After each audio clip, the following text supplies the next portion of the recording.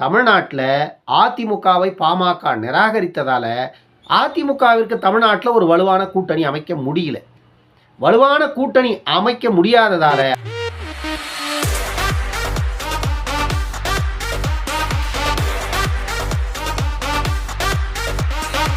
அவர்கள் மிகப்பெரிய ஒரு கோழை. ஏன்னா தேர்தல் என்பது ஒரு போரு. அந்த தேர்தல்களில் முதல் வீரர்கள் வந்துட்டு திமுக அதிமுக தான்.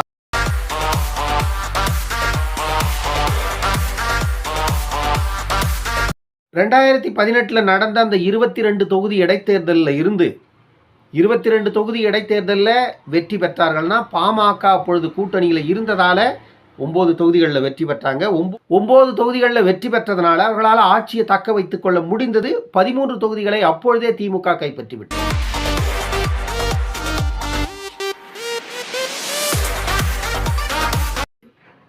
தமிழ்நாட்டு அரசியல் களத்தில் மிகவும் பரபரப்பாக பார்க்கப்படுகிறது.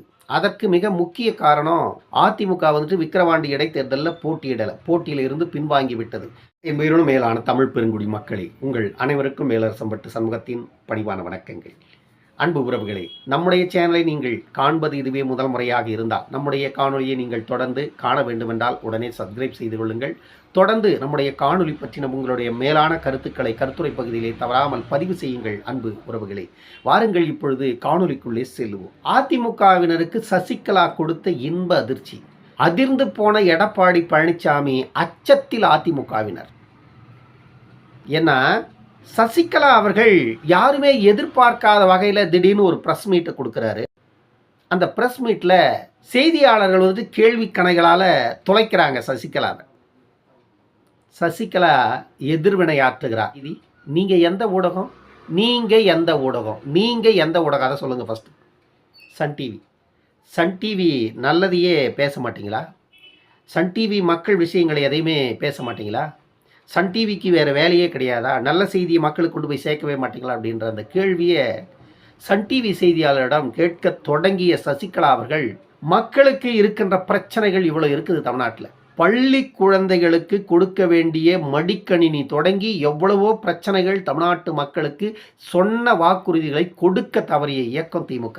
ஜெயலலிதா அவர்கள் நடைமுறைப்படுத்திய அத்தனை திட்டங்களையும் ரத்து செய்த இயக்கம் திமுக. இதையெல்லாம் மக்களுக்கு செய்ய தவறிய இயக்கம் திமுக. இதை பற்றி நீங்கள் ஏன் பேசுவது இல்லை? இதையெல்லாம் ஏன் திமுக அரசு செய்யலை என்ற கேள்வியை சசிகலா கேட்க, அதை எதிர்க்கட்சி தலைவர் இல்லையா கேட்கணும் அப்படின்னு செய்தியாளர் சொல்ல, எதிர்க்கட்சி தலைவர் இல்லையா, இப்போ நான் தான் எதிர்க்கட்சி தலைவர், நான் கேட்குறேன், எனக்கு பதில் வேணும் அப்படின்னு சொல்லிட்டு செய்தியாளர்கள் முன்பு சசிகலா அவர்கள் ஆவேசமாக பொங்கி எழுந்தார். ஆனால் அந்த கேள்விகள்லாம் வந்துட்டு நம்ம மறுக்க முடியாது, உண்மையிலேயே வரவேற்க வேண்டிய விஷயம்தான். பிள்ளைகளுக்கு மடிக்கணினி என்பது கொடுக்க வேண்டிய ஒன்று தான். ஏன்னா எல்லா பிள்ளைகளும் கோபாலபுரத்தில் பிறக்கலை, எல்லா பிள்ளையும் கோபாலபுரத்தில் பிறக்கலை. அதனால் மடிக்கணினி என்பது வழங்க வேண்டிய ஒரு தேவை இருக்கிறது. ஆனால் தமிழக பள்ளிக்கல்வித்துறை அமைச்சராக இருக்கின்ற அன்பில் மகேஷ் பொய்யாமொழி அவர்கள் செய்தியாளர் சந்திப்பில் என்ன சொன்னார் முன்பு அப்படின்னா, இல்லை நாங்கள் வந்துட்டு மடிக்கணினி தடை செய்யலை, அதை வந்துட்டு நாங்கள் நிறுத்தலை இன்னும், ஆனால் லேப்டாப்பு கொடுக்கலாமா அல்லது டேபு கொடுக்கலாமான்னு அரசு வந்துட்டு ஆராய்ந்து கொண்டிருக்கிறது அப்படின்னு செய்தியாளர் சந்திப்பில் பேசினார் பள்ளிக்கல்வித்துறை அமைச்சர் அன்பில் மகேஷ் பொய்யாமொழி. ஆனால் அந்த பொய்யாமொழி பொய்களையே மொழிந்து கொண்டிருக்கிறார் என்பது இப்போ தான் தெரியுது. திமுகவினுடைய ஆட்சி 3 ஆண்டுகள் முடிந்தே போனது. இன்னும் இருக்கிறது 2 ஆண்டுகள். தேய்முறையை தொடங்கிட்டீங்க. வரைக்கும் நீங்கள் நடைமுறைப்படுத்தாத அந்த திட்டங்களெல்லாம் இனி எப்பொழுது நடைமுறைப்படுத்த போகிறீர்கள்? எடப்பாடி பழனிசாமி எதிர்க்கட்சி தலைவர், அவர் கேட்க மாட்டார். எதிர்க்கட்சிகள் கேட்டால் மட்டும்தான் ஒரு திட்டத்தை செயல்படுத்துமா திமுக அரசு? எதிர்க்கட்சி கேட்டால் மட்டும்தான் ஒரு திட்டத்தை செயல்படுத்த வேண்டும் என்றால் அது அரசு அல்ல. அரசு நிர்வாகம் என்பது சரியாக அந்தந்த காலகட்டத்தில் யார் யாருக்கு எதை எதை செய்ய வேண்டுமோ அதை சரியாக நடைமுறைப்படுத்தி கொண்டே இருக்க வேண்டும். நிர்வாகத்துறையை நீங்கள் சரியாக கையாண்டால் அது செயல்படும். இப்படியெல்லாம் நம்ம பேசணும்னா, அப்படியெல்லாம் நாங்கள் செயல்படணும்னா எங்ககிட்ட நிதியே இல்லைங்க. இதற்கு முன்பு 10 ஆண்டுகள் ஆட்சி செய்த அதிமுக வந்துட்டு சுத்தமாக சுரண்டி கல்லாவை காலி பண்ணி விட்டு போயிட்டாங்க. அதனால் இப்போ தான் நாங்கள் ஒரு 2,50,000 கோடி கடன் வாங்கியிருக்கிறோம். 2,00,000 கோடி வாங்கினதில் இலவசம் கொடுக்கறதுக்கும் ஏற்கனவே இருக்கிற கடனுக்கு வட்டி கட்டுறதுக்குமே பத்தலை. அதனால் இன்னொரு கடன் திட்டத்தை நாங்கள் எதனா போட்டு இன்னும் 1,00,000 கோடியோ 1,50,000 கோடியோ கடன் பெற்றால் மட்டும்தான் இதற்கான திட்டத்துக்கு எதனா கொஞ்சம் நெஞ்சம் மீறுதா அப்படின்னு பார்ப்போம். அப்படி மீந்தாக்கா நாங்கள் செய்வோம் அப்படின்ற அளவுக்கு திமுக அரசினுடைய செயல்பாடுகள் இருக்கிறது. ஆனால் இந்த அரசு தான் நடந்து முடிந்த பாராளுமன்ற தேர்தலில் 40 தொகுதிகள்லையும் வெற்றி பெற்றது. மக்கள் ஓட்டு போட்டாங்க. நம்ம அரசை குற்றம் சொல்லி அரசினுடைய செயல் திட்டங்கள் இவ்வளவு மோசமாக இருக்கிறது அப்படின்னு நம்ம பேசினோம்னா 40 தொகுதி அவங்களே வெற்றி பெற்றுட்டாங்க. அதுக்கப்புறம் பேச்சு என்ன அப்படின்னு நேற்று ஒருத்தர் கமெண்ட்டில் போடுறார். 40 தொகுதி அவங்க ஜெயிச்சிட்டாங்க, அதுக்கப்புறம் பேச்சு என்ன? அவங்க நல்லது செஞ்சாங்களா கெட்டது செய்தாங்களான்றது கேள்வியே இல்லைங்க. 40 தொகுதி அவங்களே ஜெயிச்சிட்டாங்க. அப்போனா மக்களுடைய ஆதரவு அவங்களுக்கு இருக்குது. நீங்கள் ஏன் சும்மா பேசிட்டு இருக்கீங்க அப்படின்னு கேட்குறாரு அவர். எந்த அளவுக்கு இருக்குதுன்னு பாருங்கள் தமிழ்நாட்டுடைய நிலைமை. ஏன்னா இது மக்களாட்சி. ஒரு ஆளுகின்ற இயக்கமோ அல்லது எதிர்க்கட்சியாக இருக்கின்ற இயக்கமோ யாராக இருந்தாலும் மக்கள் செல்வாக்கு என்பது மிக மிக முக்கியம். மக்களின் ஆதரவு என்பது மிக மிக அவசியம். ஒரு இயக்கம் மக்களின் ஆதரவு பெற்ற இயக்கமாக இருந்தால் மட்டும்தான் நான் பேசுகின்ற வார்த்தை தவறாக இருந்தால் கூட அது சரின்னு பேசுவாங்க. நான் பேசுகின்ற வார்த்தை தவறாக இருந்தால் கூட அது சரின்னு சொல்லுவாங்க. மக்களின் ஆதரவு இல்லை அப்படின்னா நான் பேசுகின்ற வார்த்தைகள் சரியானதாக இருந்தால் கூட அதை தவறுன்னு சொல்லி நிராகரிப்பாங்க. இன்று தமிழ்நாடு அரசு அப்படித்தான் இருக்கிறது. எத்தனை உண்மைகளை நம்ம பேசினாலும் கூட அதிகாரம் அவர்கள் பக்கம் இருப்பதால, தொடர்ந்து அவர்கள் வெற்றி பெறுவதால நாம் அரசின் மீது தேவையற்ற பழியை சுமத்துகிறோம் என்று அரசுக்கு சார்புடையவர்கள் பேசுகிறார்கள். அதே ஆளுகின்ற அரசுக்கு எதிராக மக்களின் தீர்ப்பு மாறியிருந்தால் மக்களுக்கு எதிராக இந்த அரசு செயல்படுகிறது என்பதை அவர்கள் ஏற்றுக்கொள்ளுவார்கள். ஆனால் தொடர்ந்து அவர்கள் வெற்றி பெறுவதால மக்களுக்கு எதிராகவே அந்த அரசு செயல்பட்டால் கூட அதை தவறு என்று பேசுவதற்கு இங்கே யாரும் இல்லை. சசிகலாவுடைய இந்த வருகை என்பது தமிழ்நாட்டு அரசியல் களத்தில் மிகவும் பரபரப்பாக பார்க்கப்படுகிறது. அதற்கு மிக முக்கிய காரணம் அதிமுக விக்கிரவாண்டி இடைத்தேர்தலில் போட்டியில் இருந்து பின்வாங்கி விட்டது. அதற்கு அதிமுகவுடைய பொதுச் செயலாளர் எடப்பாடி பழனிசாமி அவர்களும் அதே போல ஜெயக்குமார் அவர்களும் பல விளக்கங்களை கொடுத்திருக்கிறார்கள். இதற்கு முன்பு நடந்த இடைத்தேர்தல்களில் திமுக செய்த அராஜகங்கள் வன்முறைகளை எல்லாம் பட்டியலிட்டு இவர்கள் செய்தியாளர்கள் மத்தியில் பேசுகிறாங்க. அதே போல் எடப்பாடி பழனிசாமி அவர்கள் ஒரு அறிக்கையை கொடுத்திருக்கிறார்கள். இதற்கு முன்பு குறைந்தது 15 ஆண்டுகளாக நடந்த இடைத்தேர்தல்களில் நடந்த அராஜகங்கள் வன்முறைகளை எல்லாம் பட்டியலிட்டு அதனால தான் நாங்கள் இடைத்தேர்தலை புறக்கணிக்கிறோம் அப்படின்னு எடப்பாடி பழனிசாமி அவர்கள் அந்த அறிக்கையை கொடுத்திருக்கிறார். எடப்பாடி பழனிசாமி அவர்கள் என்னதான் அந்த அறிக்கையை கொடுத்தாலும் எடப்பாடி பழனிசாமி அவர்களுக்கு ஆதரவாக பேசுகிறவர்கள் எடப்பாடி பழனிசாமி அவர்கள் ஜெயலலிதா வழியில் ஸ்ட்ராங்கான முடிவு எடுத்துட்டாரு அப்படின்னு சொல்கிற சிலரும் இருக்காங்க. பலர் எடப்பாடி பழனிசாமி அவர்கள் மிகப்பெரிய ஒரு கோழை. ஏன்னா தேர்தல் என்பது ஒரு போர். அந்த தேர்தல்களில் முதல் வீரர்கள் திமுக அதிமுக தான். ஆனால் அந்த போரில் முதல் வீரர்களாக இருக்கின்ற நீங்களே பின்வாங்கிட்டா உங்களுக்கு எதற்கு இயக்கம்? நீங்கள் இந்த கட்சியை நடத்துவதே வேஸ்ட்டு. நீங்கள் கட்சியின் முதன்மை பொறுப்பிலிருந்து விலகிடுங்க, அந்த பொறுப்புக்கு நீங்கள் தகுதியற்றவர் அப்படின்னு பல பேர் பல விமர்சனங்களை எடப்பாடி பழனிசாமி அவர்கள் மீது வைக்கிறாங்க. ஆனால் எடப்பாடி பழனிசாமி அவர்கள் இந்த விஷயங்களை சாதாரணமாக கடந்து போகிறார். அதிமுகவில் உள்ள பல பேர் கடுமையான எதிர்ப்பை தெரிவிக்கிறார்கள். அதிமுக இந்த தேர்தலை சந்தித்திருக்க வேண்டும்.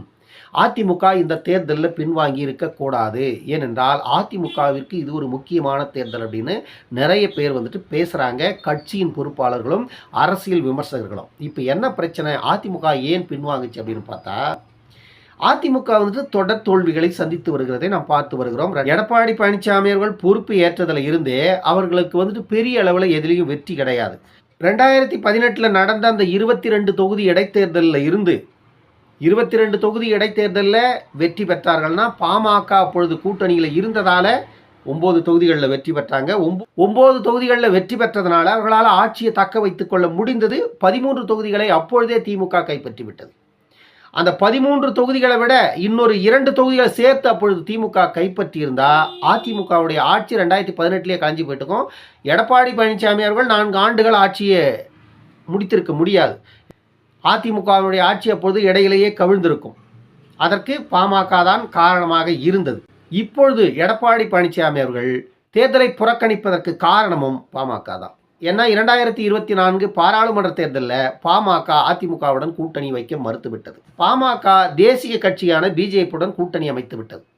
தமிழ்நாட்டில் அதிமுகவை பாமக நிராகரித்ததால அதிமுகவிற்கு தமிழ்நாட்டில் ஒரு வலுவான கூட்டணி அமைக்க முடியல.